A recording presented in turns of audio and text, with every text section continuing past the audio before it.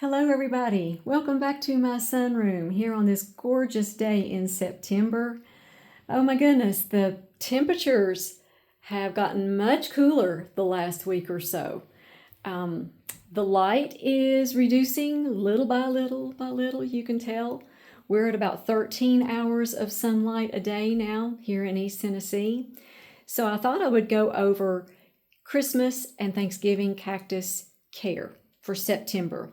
I get a lot of questions in September about, how much darkness do they need? What are the temperatures in your sunroom? And things like this, which are the questions that you need to be asking this time of the year. I have brought all of my Thanksgiving cacti back here to my sunroom. It's September now, and yeah, they need the cooler temperatures that are back in my sunroom. My house stays warmer than the sunroom does. So they enjoy the cooler temperatures in the fall back here in my sunroom. So let's talk about light. Right now, I have decreased the amount of LED lighting that my Thanksgiving cacti get. They have been under LED lights, these halo LED lights, all spring and all summer long at about 12 hours a day. And my LED lights, they have a timer that goes by increments. So I can only choose between 8, 12, and 16 hours a day. So I have reduced that down to 8 hours a day. What I'm thinking about doing, I really would like to do, is move Big Red back in front of the sunroom doors, because that way he doesn't even really need the LED lighting, and the amount of light he would get would just be the natural amount of light that he would get in front of the sunroom doors. Let me show you. Yeah, I would have to move my orchid display back to the back of the room, which I don't think that's going to bother them. I can put this huge dendrobium where Big Red is.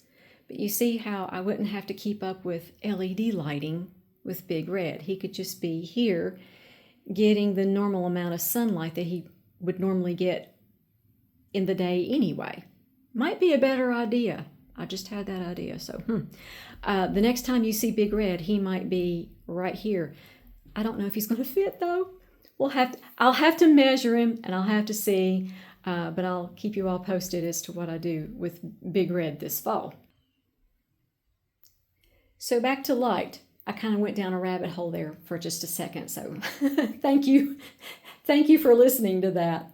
So they need at least 12 hours of complete darkness every day for them to set buds and bloom in time for Thanksgiving.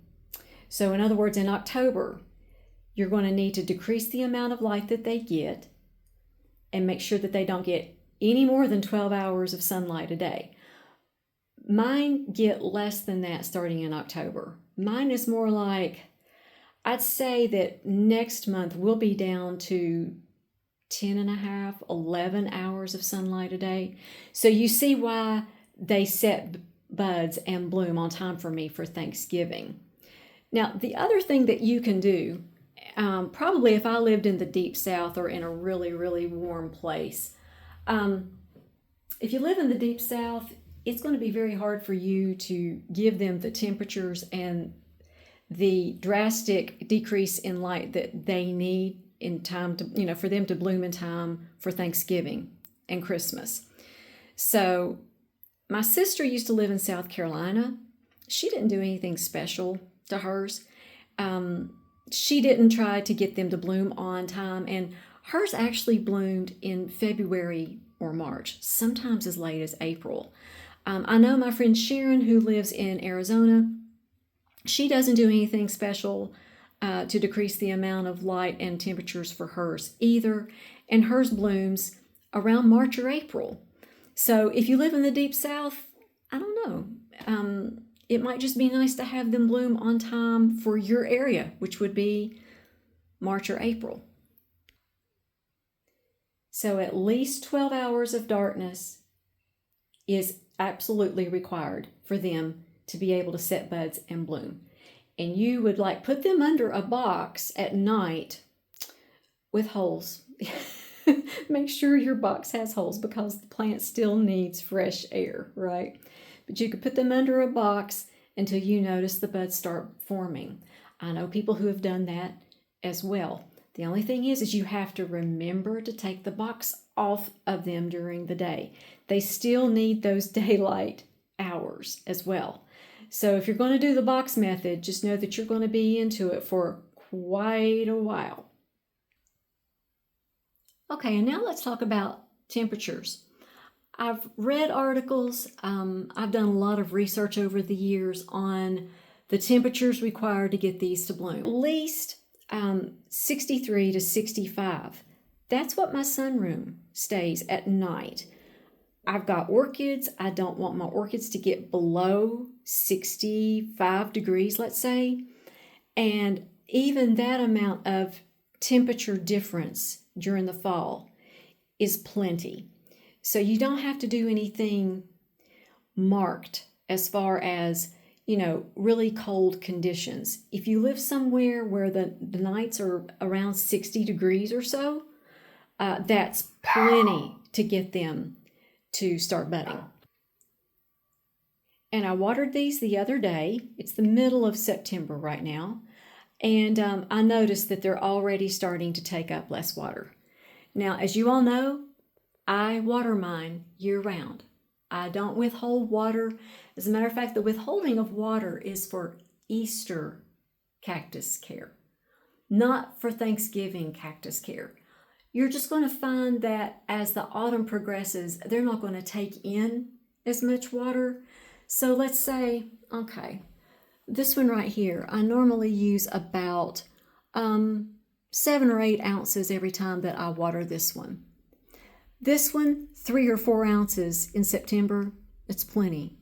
It's about half as much as what I normally use. Now, if you're somewhere where it's very hot, they're probably going to take in more water. But it's like as soon as the day lengths start getting shorter here and it starts getting cooler, I've noticed they just don't take in as much water. I still water them so that it drains out the bottom. You're going to not drench them, but you're just going to water them enough so that it starts coming out the bottom of the pot. And make sure you drain all that away, because especially in the cooler temperatures, if you leave them setting in water, they're much more likely to rot, or they'll set up like a mildew. The one in the corner there that you see, that's what happened to that one a couple of years ago. And I took cuttings from it. It set up mildew in the pot, and it's a mess. And I'm just glad that I didn't lose the whole plant. And for those of you who grow orchids, a really good idea that I came up with a few years ago is there's some of my orchids, my Tolunias and my species phals, like my Bellina. I give them 12 hours of light all through the year. I don't cut back on their lighting like I do the rest of my orchids. Those are the only orchids that I do 12 hours a day all year long. But I do give them 12 hours of LED light every day. I grow those in the house during the fall and the winter while these bloom. I don't want to keep any of the lights back here in my sunroom on for 12 hours because that's going to throw their cycle off. When they say 12 hours of darkness, I mean 12 hours of darkness. You don't want a light source like other LED lights to come into the room and affect the darkness. Just a little bit of LED light is very, very bright, as you all know. So I grow the Tolunias and the species phals in my house, in the front of my house on an eastern facing exposure, so that those can have 12 hours of light, while these only get 8 hours of light during the fall and the winter. And I love this time of the year. I love looking forward to all of these blooming. It's just so pretty back here during the holidays with my Thanksgiving cacti in bloom. This is the perfect room to grow them in because it stays cooler than the rest of my house. So they stay in bloom longer when you can find a cooler room to grow them in during the fall. Okay, so what do you think? Do you all think that Big Red's going to fit here? My husband thinks maybe not. I'm going to have to get out my measuring tape and I'm going to have to measure to see if he will fit in front of this door, because I still like to use this door to go outside during the day with Jasmine. So we'll wait and see. But it would really be nice to be able to grow him here again. I really enjoyed while he was here. It seems like he bloomed better here than he did back there under LED lights. Yeah, so who knows? I might just try to move him back over here. We'll see. I'll keep you all posted. So I'd like to thank everybody for watching. I appreciate you all so much. I want to thank my sponsor, the Orchid Supply Store. All of the bark, the moss, the Glacier Gold potting mix that I grow my Thanksgiving cacti in. Several of my plants here in my collection all come from Orchid Supply Store. And don't forget, if you place an order from the Orchid Supply Store, to use my coupon code AMY for a 12% viewers discount, and also you get free shipping in the United States. And before I end this video, I'd love to say the blessing over you, your families, and your plants. May the Lord bless you and keep you. Make his face shine upon you and be gracious to you. May the Lord turn his face towards you and give you peace. You all make it a great day. We'll talk to you next time.